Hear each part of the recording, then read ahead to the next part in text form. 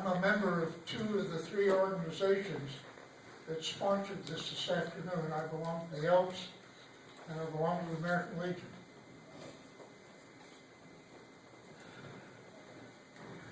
I served in World War II. I was thinking today about it, and my flight missions with 15th Air Force was 69 years ago. So if I forget anything, you will forgive me. Whoop, whoop.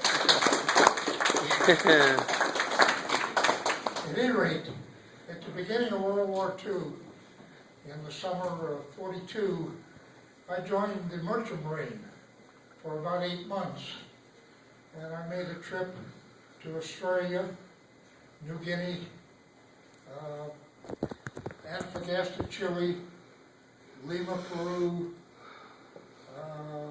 the Guayaquil River in Ecuador, the Panama Canal, and back to New Jersey. And as soon as I got home for about a month, I was drafted into the Army, and I received my basic training at Jefferson Barracks, St. Louis. In the late summer of 1942, they were looking for aerial gunners or bombers in both 8th Air Force and 15th Air Force in Italy. They started out with using the cadet physical, which you couldn't pass. I'm red-green colorblind. I flunked the first physical. A month later, they tried again, and they took the proviso out for colorblindness. And I passed that with flying colors, and spent a year in various training facilities in the United States. In April of 1943, we picked up a new B-24 bomber in Topeka, Kansas.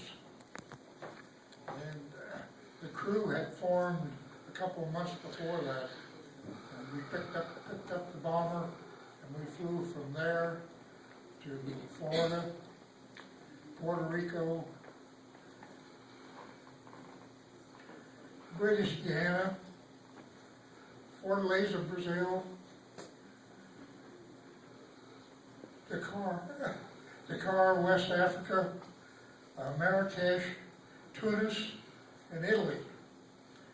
And we were based in central Italy, about 50 miles west of Bari.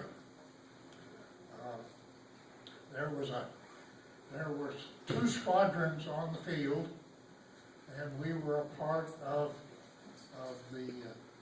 a bomber group. I thought that the bomb group was probably months old when we joined it in April of 1944. But it turned out that the group had only been formed the month before. We flew a few practice missions in northern Italy, and starting around the 1st of May, which was only about a month before the landings in Normandy, we began to fly missions. The toughest one we probably flew was to Ploiești, Romania. That was the major oil field for the Nazis. So, at any rate,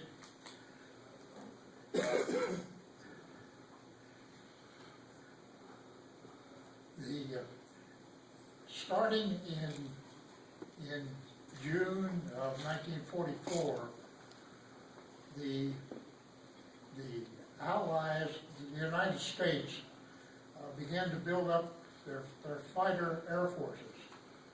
And before that point in time, we had no escort on bomber runs except across the Adriatic and across the Adriatic coming back to our base in Italy. Starting in the month of June, there are probably 4 to 5 times as many United States fighters, and all the various types that we used were there, including the old P-38s. In any case, we started to fly missions steadily in late April, May, June. On July 19th, we were scheduled for a mission to Munich, Germany. That was a long run from Italy, and there was a latch ball bearing plant there.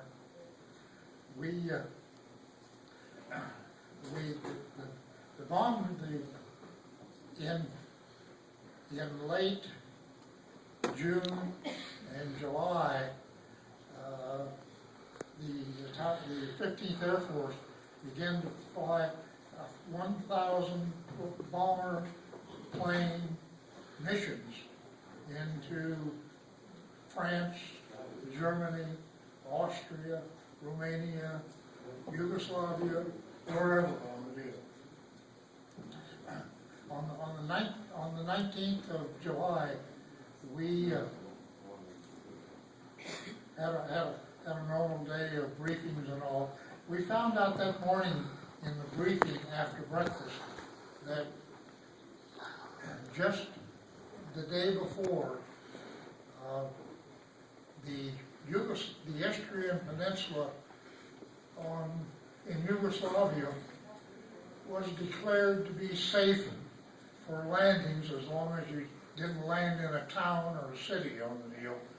The countryside was under the control then of Tito's partisans. So anyway, we made our run to the target, to Munich, and we lost an engine coming in. Apparently the feathering of one of the engines of the prop went haywire. So we lost about 6,000 feet of altitude. We flew into the edge of the target, dropped our bombs, and headed back for Italy with 3 engines while we were crippled. We barely made it over the Alps. We swung out over the Adriatic Sea, which is on the eastern side of Italy. We continued to fly south towards our base. By the time we got to central Yugoslavia, we had lost the 3rd engine. We had 1 engine left, and we were forced to turn over Yugoslavia. Unfortunately, we were able to swing over the part of Yugoslavia that was declared to be safe that morning.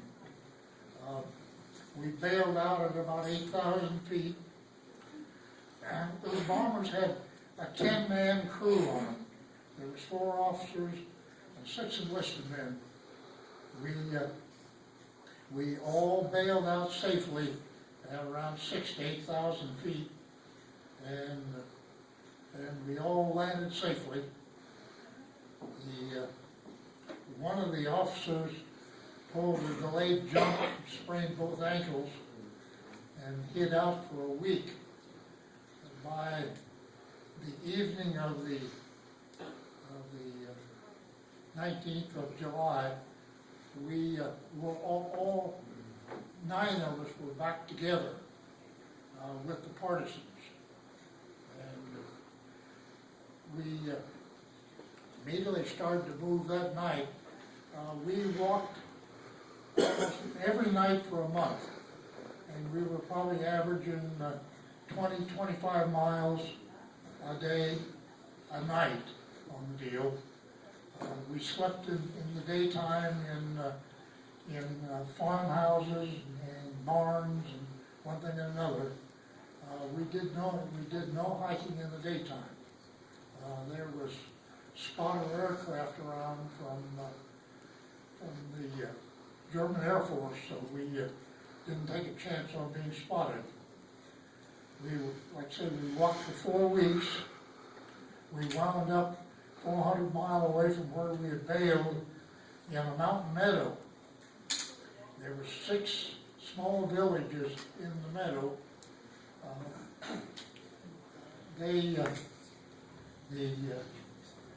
Part of the U.S. Air Force, at least once a month, was flying into that meadow, and they were flying both repatriated American airmen and also other Allied troops. On my birthday, which was August 28th, it was a true miracle, we were flown out. And there was, on 2 nights in a row, the DC-3s come in, the twin-engine cargo type of plane on the deal, and we were flown back to Italy. I spent a week in the hospital. Food was real scarce in Yugoslavia. And there was also almost no salt whatsoever. So all the food that we did get was tasted pretty flat. So at any rate, the last week we were there were some green apples on some trees around. We got tangled up with them, and I spent a week in the hospital getting over severe diarrhea. In November that year, we returned to the United States on a troop ship from Italy. And so at any rate, that's the story of the 6-week walk in Yugoslavia. It was interesting. We went through 2 towns, was all in 6 weeks. We saw no cities. We crossed several railroad tracks.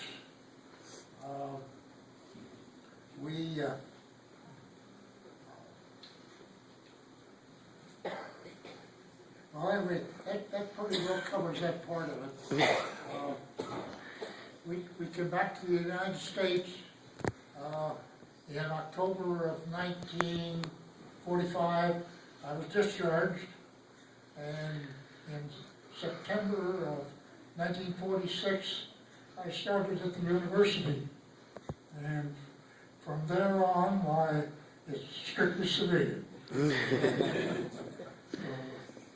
That is a brief story of our 6-week. Oh, incidentally, for many years, the 10-man crew on our bomber were in regular contact. I haven't heard from any of them in 3 years, and there were still 4 of us alive 3 years ago. The co-pilot had Alzheimer's. I think he's gone. The radio operator in Phoenix, I think he's gone. And one of the officers, I think the navigator, was in San Diego, and I think he's gone. I'm the last of Mohicans. Anyway, Woo-hoo! Aye.